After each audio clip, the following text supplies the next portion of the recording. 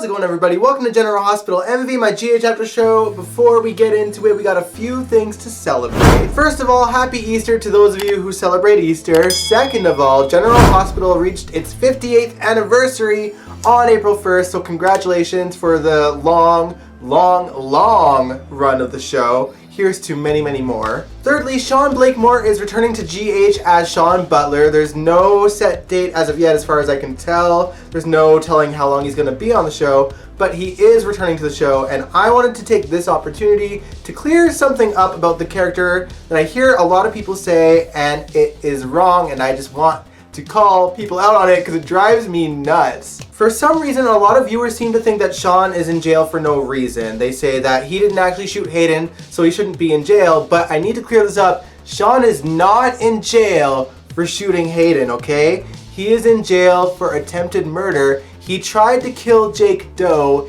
in front of the police commissioner. Yes, his bullet did not actually hit Hayden, or even Jake Doe for that matter, but the police commissioner watched him as he took a shot at someone. No matter how you spin it, he is in jail for attempted murder, which he was caught doing. The only real argument you can make is that there is a lot of characters on the show that have gotten away with way worse. So true. I mean, if you look at the people that are currently in Pentonville, Patrick Drake's brother Matt is in jail for killing a psychopath in a blackout. He killed a woman that was murdering people on a boat, and he is still in jail for it. Then you got Steven Weber, who's in jail for killing a thug to save a little girl's life. I'm not saying that it's fair that Sean is in jail, but he is in jail for an actual reason. It's not because he shot Hayden, it's because he tried to kill someone and got caught trying to kill someone. I just had to clear that up because I swear every single week, whether it's on YouTube or in message boards, there is someone saying he is in jail for no reason. These writers are stupid for keeping him in jail. He didn't shoot Hayden. The writers are stupid. No, he is in jail for attempted murder because he tried to kill someone. That is what he's in jail for, and I have to wonder if Alexis is going to share scenes with him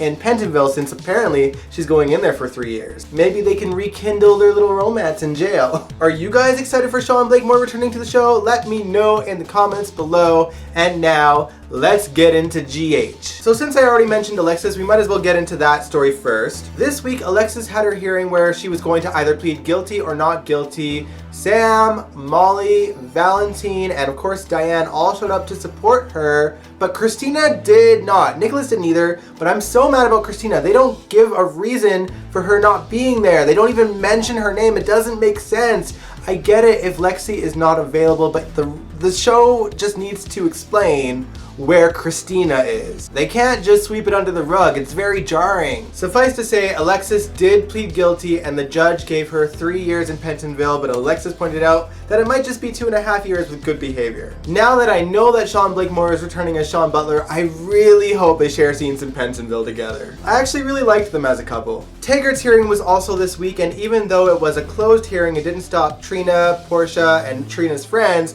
from waiting in the hallway for word on what happened. He pleaded not guilty so that he could fight for his daughter's sake to be out of prison, and Jordan offered to let him stay with her to keep an eye out on him so that he doesn't flee the country. So Taggart moves into Jordan's house, and of course Curtis shows up after having a conversation with TJ about his graduation and whether or not Curtis and Jordan will be able to sit together and what the future holds for those two as a couple. Curtis keeps a pretty cool poker face, but you could tell that he was kind of mad that he's in the living room and looking at classified information when Jordan was so secretive with him. Something tells me that that might have solidified Curtis's stance on whether he and Jordan should ever get back together, because I'm pretty sure he's sick of Jordan's double standards. Let's talk about Cyrus's scenes with Laura and Martin this week. Cyrus was sick of Laura seeing Martin as a good brother, so he throws him under the bus and tells her that he helped Julian escape after he planted the bomb on the floating rib, and she was very scared about it. She backed away from Martin so fast. As you guys might remember, Julian found out that Cyrus and Martin were actually brothers, and he uses a picture of them together as kids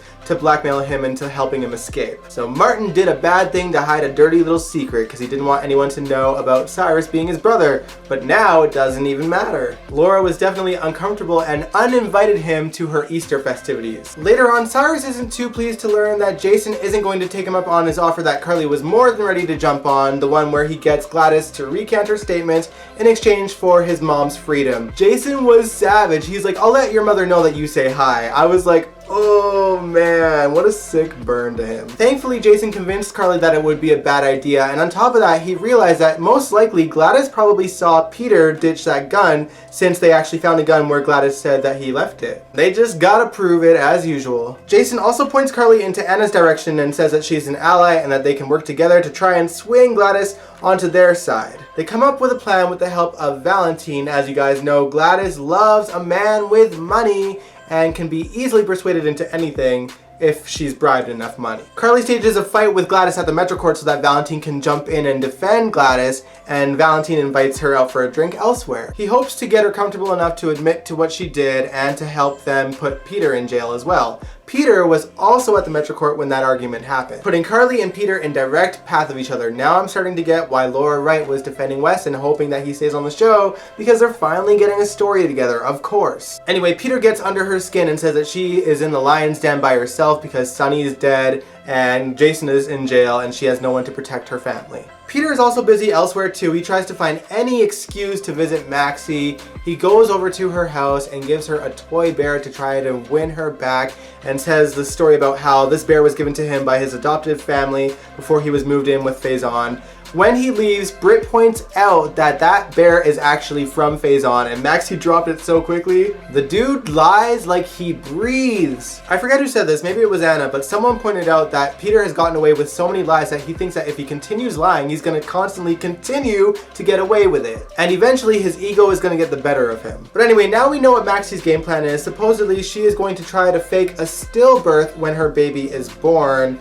and then leave Port Charles to grieve in peace. Britt practically lists all the reasons how that can go horribly wrong, but then agrees to do it anyway. Does anyone else have a feeling that Brooklyn's baby is going to be the one that's stillborn and they're going to swap babies to hide it from Peter? Because that's what I'm feeling is going to happen. Anyway, going back to Jason for a minute, Robert and Anna try their best to get Jason out on bail, but to no avail, which makes Peter a very happy man. But I have a really bad feeling that this is going to bite Robert in the ass in a bad way. It's not going to look good that the DA is trying to help a known hitman with as much of a rap sheet that Jason has. Alright, back to Peter, because you know we just love to talk about him so much. I think it's safe to say that pretty much everyone in Port Charles hates Peter as much as the audience hates Peter. Jackie Templeton got in his face about the article that he released, and of course she is mad because she's in a contract with him that she cannot break off. Also, Peter had the nerve to go up to Elizabeth and say that he wants to take responsibility for Franco's death after he killed him, which obviously she didn't know yet, but anyway. He then tries to compare his wrongdoings to Franco's wrongdoings from his past,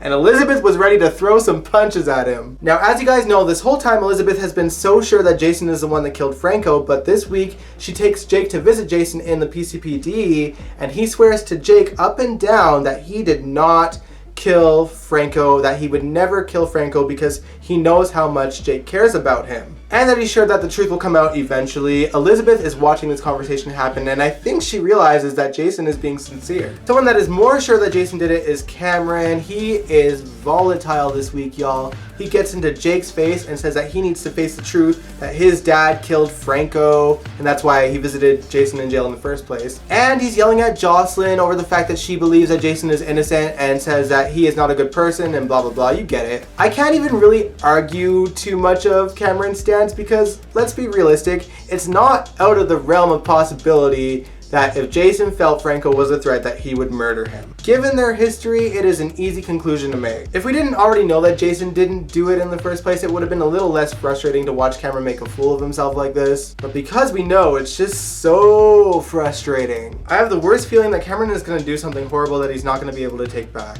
Now I want to talk about my favorite part of the show this week, and that's everything Liesl Obrecht. I had a blast watching her this week.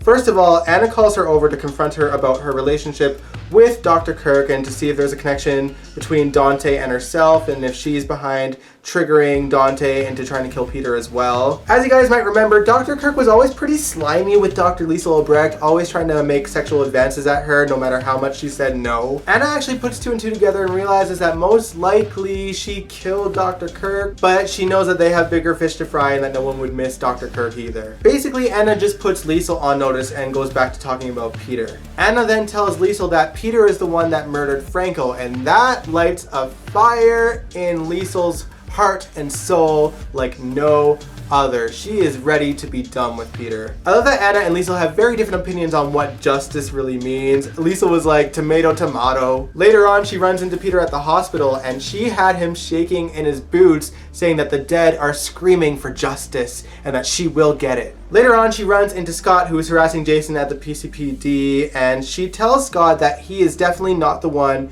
who killed Franco, that Peter did it. And the two of them leave and go to the Metro Court, and then they get a hotel room and they hook up! That is the couple that I didn't know I needed, you guys. I'm actually really here for it. They were a lot of fun to watch. Okay, finally, let's quickly touch base on the Mike story that we all love so much. Nina and Mike are getting closer, and Phyllis is trying to play Cupid with them and put them together. That scuzzy guy, Elijah, who is trying to dig into Mike's past, shows up and offers to give her a tour of the city. Basically, Mike and Phyllis have been begging Nina to write an article about the small town that they're in, even though she runs a fashion magazine. It's a bit ridiculous, and then Elijah sees that Nina's trying to shine a light on the small town too, which doesn't make him happy, so he wants to dig into her past. Something tells me he's going to somehow find out that Sunny and her know each other and how they're connected. I know that I said that I was kind of into this mess, but I'm kind of not now. It's just, I don't know. I thought I'd be more interested in the story, but I don't know. I'm just not interested in it, you guys. So are you? Let me know in the comments below.